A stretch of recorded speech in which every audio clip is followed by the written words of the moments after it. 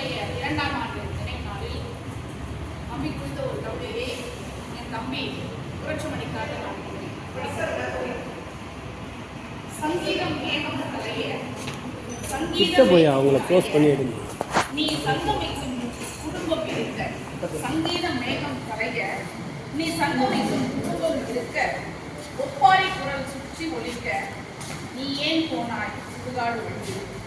ஒப்பாரி குரல் சுற்றி ஒலிக்க நீ ஏன் போனாய் சுடுகாடு வழி. வெளிச்சம் பாய்ச்சிய நிழல் கூட சுருங்கி போனது நீ போன வழி கண்டு. விழிகளில் சுழன்று வீசும் காற்றும் கூட, வீதிகளில் சுழன்று வீசும் காற்று கூட தனிமை கண்டது உன் மூச்சு நின்று உன் தந்தையின் நிலை நின்ற தருணம் கேட்டு. வீதிகளில் சுழன்று வீசும் காற்றும் கூட தனிமை கண்டது உன் மூச்சு நின்று உன் தந்தையின் நிலை நின்ற தருணம் கேட்டு. நட்சத்திர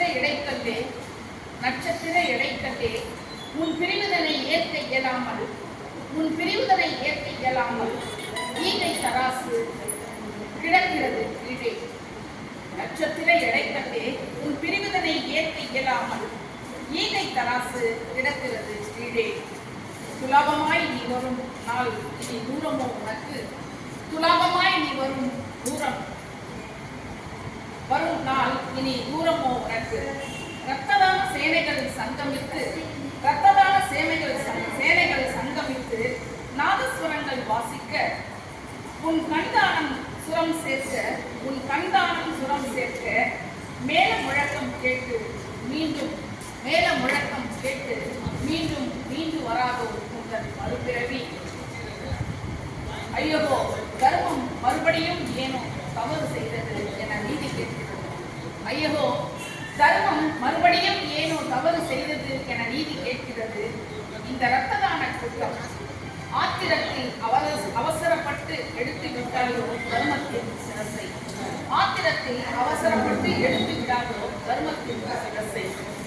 பாடும் நிலாவே நீ பாடி திரிந்த என் அன்பு தம்பி புரட்சிமணியின் முதல்வனே.